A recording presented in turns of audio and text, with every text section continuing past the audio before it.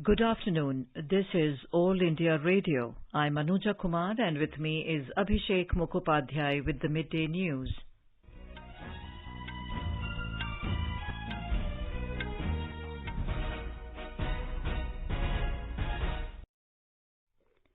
The headlines.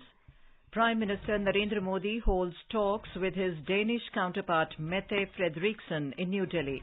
The two countries sign 4 agreements and decide to expand cooperation. Prime Minister says India and Denmark dedicated towards environment protection. Defence Minister Rajnath Singh says maritime security vitally essential for comprehensive internal and external security framework. External Affairs Minister Dr. S. Jaishankar to embark on a 4-day visit to Kyrgyz Republic, Kazakhstan and Armenia tomorrow.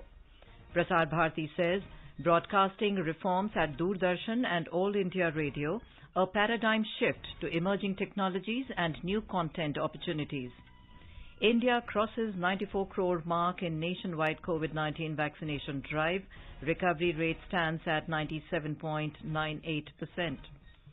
Maharashtra government to pay 1,21,000 rupees each to all resident doctors of postgraduate medical courses for their services during pandemic. Polling underway in Tamil Nadu for second phase of local body elections in 28 districts. Election Commission announces revised schedule of the local body elections in Puducherry. In women's cricket, Australia won the toss and put India into bat in the second T20 match of the series at Queensland. And in IPL, Delhi Capitals finish as table toppers in the league stage, followed by Chennai and Bangalore. 5-time champion Mumbai Indians fail to qualify for the playoffs.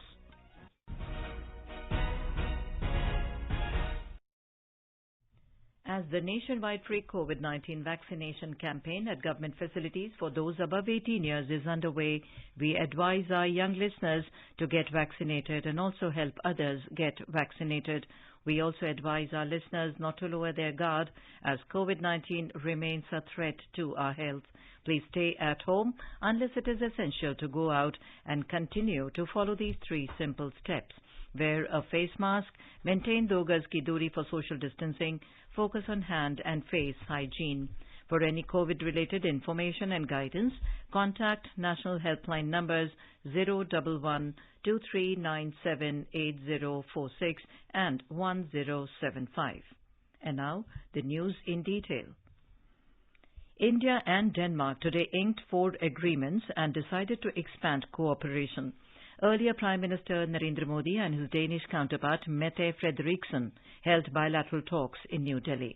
In his statement after the talks, Prime Minister Narendra Modi said India and Denmark have continued its cooperation even during the pandemic. He said in our virtual summit a year ago, both the countries had taken the historic decision of Green Strategic Partnership.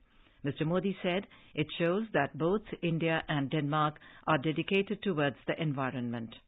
आज से 1 साल पहले हमने अपनी virtual summit में भारत और Denmark के बीच green strategic partnership स्थापित करने का ऐतिहासिक निर्णय लिया था। यह हम दोनों देशों की दूरगामी सोच और पर्यावरण के प्रति सम्मान का प्रतीक है। यह पार्टनरशिप एक उदाहरण है कि किस प्रकार सामूहिक प्रयास के द्वारा टेक्नोलॉजी के माध्यम से पर्यावरण के लिए काम किया जा सकता है। The Prime Minister said both the countries will work on several technologies in the sectors of food safety, cold chain, food processing, fertilizers, fisheries, aquaculture and others. Bharat की प्रगति के लिए जो हमारा विजन है, जिस स्केल और स्पीड से हम आगे बढ़ना चाहते हैं, उसमें डेनिश एक्सपर्टाइज और डेनिश टेक्नोलॉजी बहुत महत्वपूर्ण भूमिका अदा कर सकती है। भारत के अर्थव्यवस्था में आए रिफॉर्म्स, विशेष रूप से मैन्युफैक्चरिंग सेक्टर में उठाए गए कदम ऐसी कंपनियों के लिए अपार अवसर प्रस्तुत कर रहे हैं। Mr. Modi said both the countries have started a new partnership in the health sector. He said we have also decided to cooperate on agro-tech to increase agriculture productivity and improve farmers' income. The Prime Minister said India and Denmark will also coordinate in smart water resource management and efficient supply chain sectors. He said it is a matter of happiness that Denmark has become a member of International Solar Alliance. Mr. Modi said it is a new dimension of India-Denmark partnership. The visiting Prime Minister Mette Frederiksen said India and Denmark are two democratic nations and both believe in an international system based on rules. She said the cooperation between India and Denmark is a great example of how green growth and green transition can go hand in hand. Our cooperation between India and Denmark is a great example on how green growth and green transition can go hand in hand. Today, we agreed to work even closer together on areas as health and agriculture. Ms. Frederiksen said, Mr. Modi is an inspiration for the rest of the world as he has set some very ambitious targets when it comes to clean water for over 1 million households and for renewable energy. Ms. Frederiksen said she is looking forward to continue the mutual cooperation. The Danish Prime Minister arrived in New Delhi late last night on a 3-day visit to India. Ms. Frederiksen was accorded a ceremonial reception this morning at the forecourts of the Rashtrapati Bhavan. Prime Minister Narendra Modi received and welcomed his counterpart there. She was given a guard of honor on this occasion. Speaking to media, Ms. Frederiksen said Denmark considers India as a close partner and she sees the visit as a milestone for Denmark-India bilateral relations. Later, she went to Rajghat and paid floral tributes to Father of the Nation, Mahatma Gandhi. Ms. Frederiksen is scheduled to call on President Ramnath Kovind in the evening at Rashtrapati Bhavan. During the visit, she will also interact with think tanks, students and members of civil society. Defence Minister Rajnath Singh today said that it is not possible to create a comprehensive internal and external security framework without maritime security. Speaking at the investiture ceremony of the Indian Coast Guard in New Delhi, Mr. Singh said keeping India's maritime zone safe, secure and pollution-free ensures the security needs and also economic development. He said started with 4 to 6 boats, Indian Coast Guard now has more than 150 ships and 66 aircraft and it holds an important place in the world's best maritime forces. The minister said today India is moving ahead on the path of rapid development and unhindered maritime activity is one of the major needs in this path. Mr. Singh said being a rising maritime power, India's prosperity is also dependent on the sea. आज हमारा देश तेजी से विकास के पथ पर आगे बढ़ रहा है और इस राह में अनहिंडर्ड मैरीटाइम एक्टिविटी हमारी एक प्रमुख आवश्यकता है। एक राइजिंग मैरीटाइम पावर होने के चलते हमारी प्रॉस्पेरिटी बहुत हद तक समुद्र पर निर्भर है। इसलिए अपने साथ साथ क्षेत्र के सभी देशों की सुरक्षा और प्रगति हमारा एक यह प्रमुख उद्देश्य है। The Defence Minister said in line with the vision of the Government of India, the Indian Coast Guard has always been in the forefront to promote regional cooperation, maintain maritime peace in the Indian Ocean region and work closely with international maritime agencies. On this occasion, Mr. Singh presented the Gallantry and Meritorious Service Medals to the Indian Coast Guard personnel. External Affairs Minister Dr. S. Jaishankar will pay a 4-day official visit to Kyrgyz Republic, Kazakhstan and Armenia from tomorrow. Dr. Jaishankar will reach the Kyrgyz Republic tomorrow for a 2-day visit. This will be his first visit to the country as External Affairs Minister. He will hold a bilateral meeting with the Foreign Minister of Kyrgyzstan and also call on the President of Kyrgyz Republic. Some agreements or MOUs are also expected to be signed during the visit. The External Affairs Minister will be in Kazakhstan for 2 days from Monday. He will attend the 6th ministerial meeting of the Conference of Interaction and Confidence Building Measures in Asia, CICA, in Nur Sultan. Kazakhstan is the current chair and the initiator of the CICA Forum. Dr. Jaishankar is also expected to hold bilateral talks with Deputy Prime Minister and Foreign Minister of Kazakhstan and call on the Kazakh leadership. External Affairs Minister will be visiting Armenia on the 12th and 13th of October. This will be the first ever visit of an External Affairs Minister of India to independent Armenia. He will have meetings with his Armenian counterpart as well as call on the Prime Minister and President of the National Assembly of Armenia. Prasar Bharati has said that the broadcasting reforms at Doordarshan and All India Radio are paving way for a paradigm shift to emerging technologies and new content opportunities. Taking note of misinformation being published in certain media outlets, Prasar Bharati has clarified that broadcast reform steps to phase out obsolete analog terrestrial TV transmitters was being misrepresented. Recently, such false reports about DDK Silchar and DDK Kalburgi have been noticed. Prasar Bharati has made it clear that these DD centers will continue to generate program content for broadcasting on the satellite channels of Doordarshan, dedicated to their respective states, apart from maintaining their presence on digital media through YouTube and on social media. It said, for instance, program content generated by DDK Silchar and DDK Kalburgi shall now be broadcast on DD Assam and DD Chandana, respectively. In Tamil Nadu, polling for the second phase of local body elections in 28 districts is progressing smoothly. It began at 7 a.m. Arrangements have been made in 6,652 polling booths following COVID protocols. By-elections to fill up the vacancies in a few rural bodies in other districts are also being held today. The last 1 hour will be reserved for COVID-19 patients. According to the State Election Commission, more than 30% of voting has been registered till 12 noon. We have more in this report. The second phase of polling for panchayats and panchayat unions are progressing smoothly. People in rural areas are exercising their franchise with full enthusiasm. Web cameras are being used to monitor sensitive polling booths. Authorities are supervising the standard operating procedures of physical distancing, thermal check and use of hand sanitizers in the polling booths. More than 1 lakh government employees are being posted for the electoral duties. The first phase of polls in the newly formed 9 districts held on the 6th of this month recorded 74.37% voting. Counting of votes will take place on the 12th of this month. Joy, AIN News, Chennai. In compliance with the order of the Madras High Court, the Puducherry Election Commission has announced the revised schedule of the local body elections in the Union Territory. The elections for 5 municipalities and 10 commune panchayats will be held in 3 phases on 2nd, 7th and 13th November. More from a Puducherry correspondent.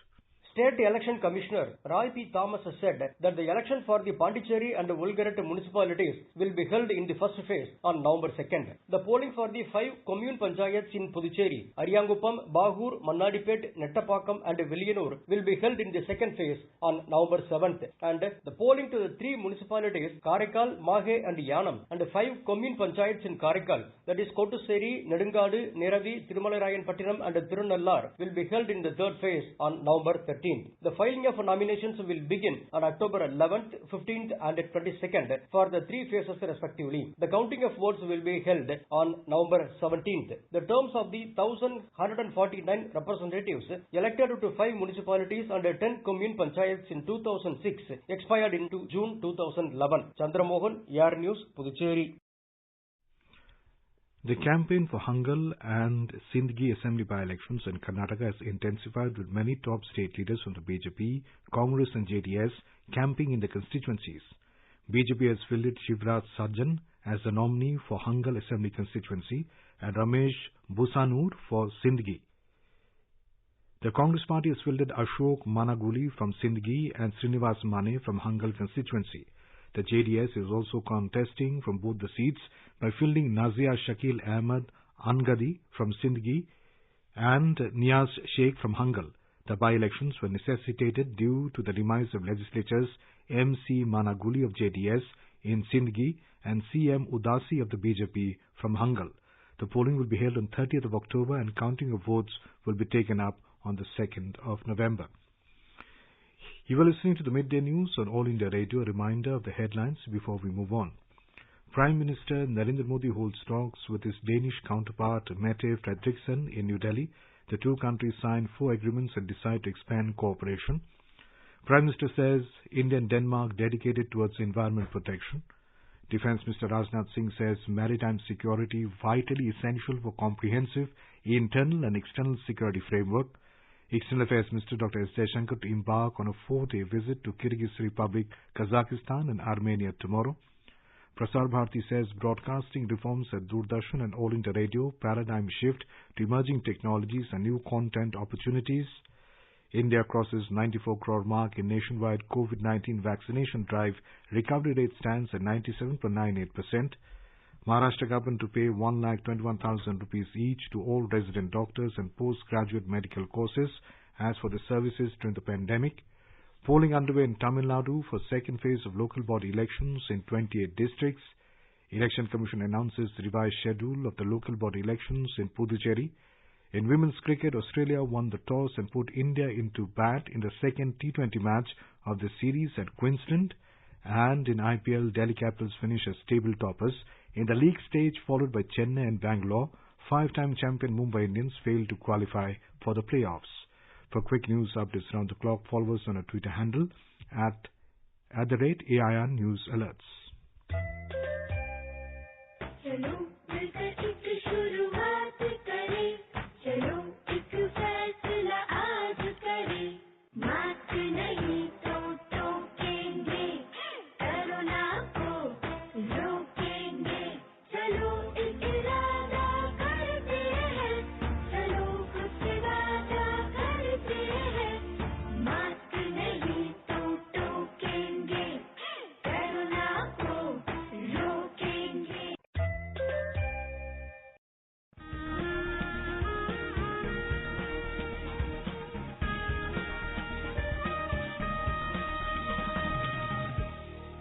आजादी के आंदोलन के खजाने में ऐसे ढेरों शब्द जिन्होंने बदल दिए इतिहास। तारीख बदलने वाले लफ्जों पर आकाशवाणी समाचार ला रहा है विशेष कार्यक्रम धरोहर हर सोमवार।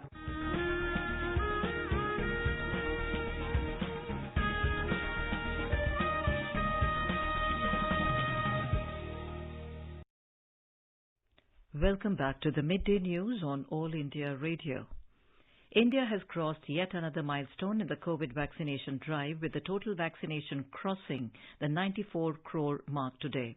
The Union Health Ministry has termed it as yet another achievement in its fight against COVID-19. Over 79,12,000 doses were administered yesterday. More than 19,000 new cases were reported in the country during the last 24 hours, taking the active caseload to 2,36,643. It is the lowest in 206 days. Active cases account for less than 1% of the total cases at 0.70%, the lowest since March last year. The recovery rate is currently at 97.98%, highest since March last year. Over 23,000 people recovered in the last 24 hours. Maharashtra government has decided to pay all resident doctors of postgraduate medical courses 1,21,000 rupees each as a gratitude for their services in COVID pandemic. All the resident doctors in government medical colleges and municipal hospitals will be benefited by this decision. The government resolution has been issued regarding this yesterday by the state government. The office bearers of Maharashtra State Association of Resident Doctors have thanked the Chief Minister for the decision. The Union government has put in place a quantitative restriction on the export of syringes to boost their domestic availability and uptake. Union Health Ministry said the restriction applies to just 3 categories of syringes for 3 months. These are 0.5 milliliter and 1 milliliter auto-disposable syringes, 0.5 milliliter, 1 milliliter, 2 milliliter and 3 milliliter disposable syringes, and 1 milliliter, 2 milliliter and 3 milliliter reuse prevention syringes. The ministry said, with firm political commitment to vaccinate India's last citizen, the government has put in place a quantitative restriction on export of syringes to boost the domestic availability. In Uttar Pradesh, Ashish Mishra, the accused in Lakhimpur Kheri violence case, appeared before the crime branch this morning. Police is questioning him about the events that happened on Sunday morning, in which 8 people lost their lives. Ashish Mishra is accused in the FIR filed in Lakhimpur violence case. 2 other accused were arrested by the police in this case, and presently they are in judicial custody. The Income Tax Department has seized cash over 142 crore rupees from a major pharmaceutical group based in Hyderabad. This pharmaceutical group is engaged in the business of manufacturing of intermediates, active pharmaceutical ingredients and formulations. Majority of the products are exported to foreign countries like USA, Europe, Dubai and other African countries. The search operation was carried out on 6th of this month at about 50 locations in 6 states. The Income Tax Department said incriminating evidence in the form of digital media, pen drives and documents have been found and seized. Union Minister of State for Information and Broadcasting, Fisheries and Animal Husbandry, Dr. L. Murugan, reached Srinagar today for a 3-day visit to Kashmir Valley. The minister's visit is a part of the public outreach program initiative of the central government for the Union Territory. The minister inaugurated recirculatory aquaculture system facility in Avantipora, which is developed by young entrepreneur Hina Pare under Pradhan Mantri Matsya Sampada Yojana. On this occasion, Dr. Murugan said that this is an inspiration to youth of Jammu and Kashmir on the path of development. As the nation celebrates the 75th year of independence, a series of events has been organized by the government as a part of Azadi Ka Amrit Mahotsav. Let's listen to a special program, Azadi Ka Safar, highlighting the importance of the day during the freedom struggle. Azadi Ka Amrit Mahotsav.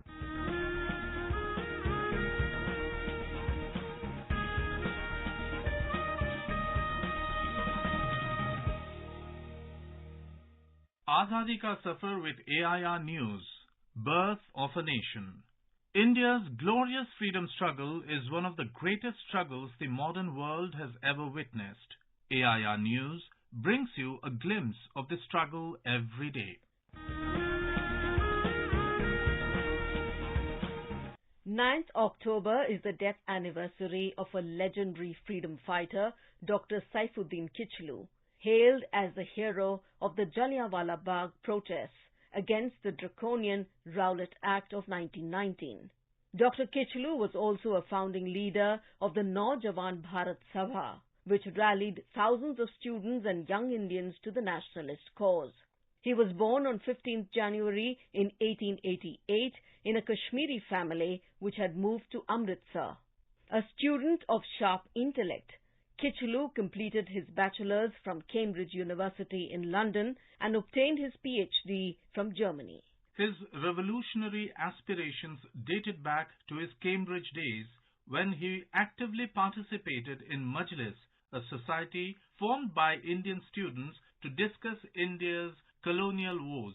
It was through these meetings that he met India's future Prime Minister, Jawaharlal Nehru.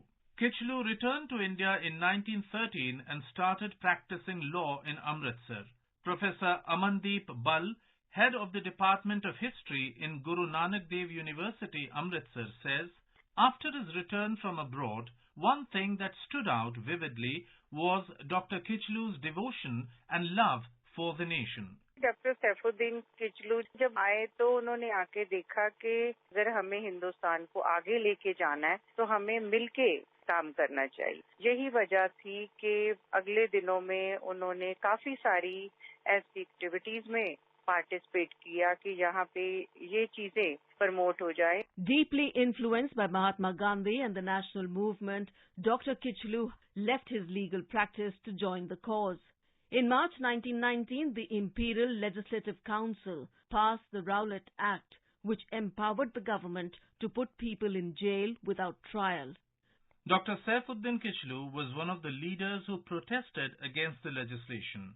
Professor Amandeep Bal says Dr. Kichlu's oratory was very powerful. उन दिनों में बड़ी-बड़ी meetings होती थी जिनमें लोग इनको सुनने के लिए जाते थे क्योंकि डॉक्टर सैफुद्दीन किचलू बहुत बढ़िया ओरेटर थे। वो हिंदुस्तान की बात भी करते थे, कम्युनल यूनिटी की भी बात करते थे, साथ में सत्याग्रह की बात करते थे, तो लोग उनके साथ जुड़ते थे।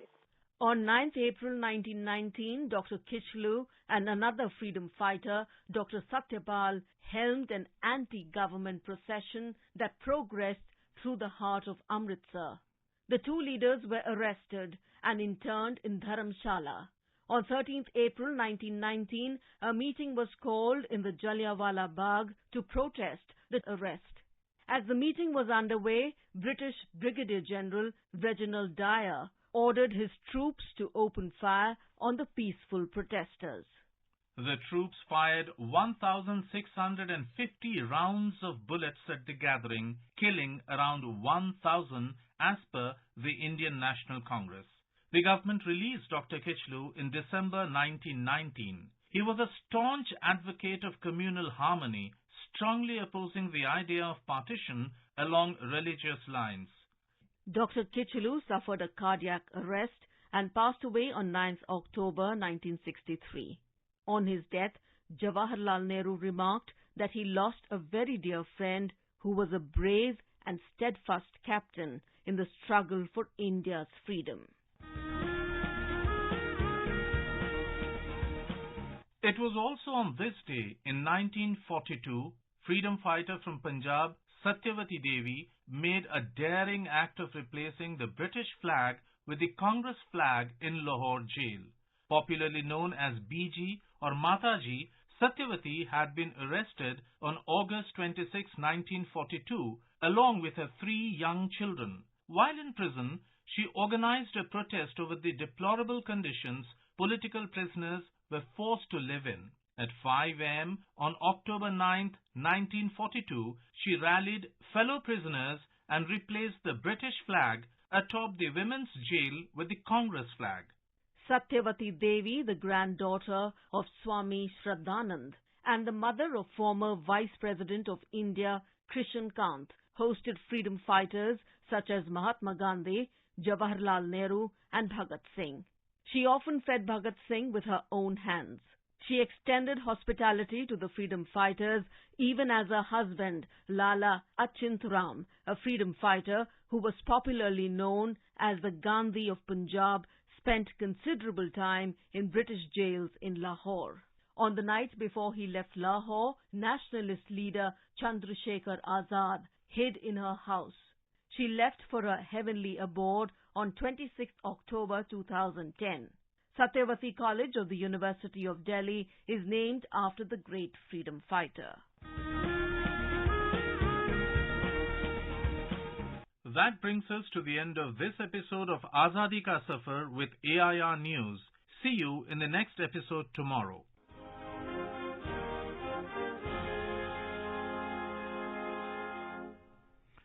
In women's cricket, Australia won the toss and chose to field in the second T20 match of the 3-match series being played at the Carrara Oval in Queensland.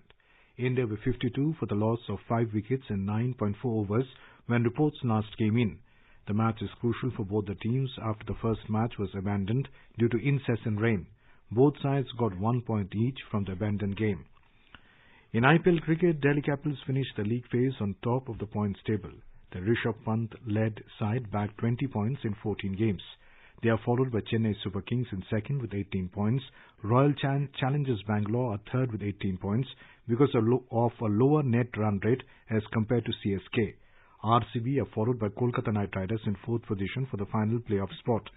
5-time champion Mumbai Indians failed to qualify for the playoffs. Delhi Capitals will square off against Chennai Super Kings in the qualifier 1 tomorrow in Dubai. On the other hand, RCB will face Kolkata Knight Riders in the eliminator on Monday. Now let us take a look at the weather update for today. National capital Delhi is likely to have mainly clear sky. Minimum temperature was 23 degrees Celsius and maximum is expected to be at 36 degrees. Mumbai will have rain or thunder showers towards evening or night. Chennai is expected to have generally cloudy sky with light rain. Lower limit of temperature was 26 degrees Celsius, while upper limit is expected at 32 degrees. Kolkata is likely to have partly cloudy sky with possibility of moderate rain or thunderstorm. Minimum temperature was 27 degrees Celsius, while maximum is expected at 35 degrees. Hyderabad, the temperature will hover between 23 and 33 degrees Celsius. Bengaluru will have generally cloudy sky with 1 or 2 spells of rain or thunder showers. And now, before we end the bulletin, the headlines once again. Prime Minister Narendra Modi holds talks with his Danish counterpart Mette Frederiksen in New Delhi. The two countries signed 4 agreements and decide to expand cooperation. Prime Minister says India and Denmark dedicated towards environment protection. Defence Minister Rajnath Singh says maritime security vitally essential for comprehensive internal and external security framework. External Affairs Minister Dr. S. Jaishankar to embark on a 4-day visit to Kyrgyz Republic, Kazakhstan and Armenia tomorrow.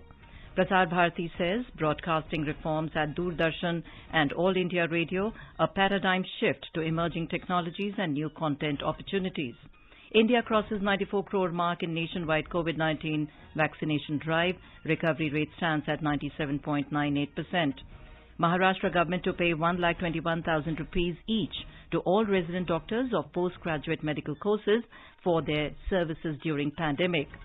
In women's cricket, Australia won the toss and put India into bat in the second T20 match of the series at Queensland. And with that, we end the midday news.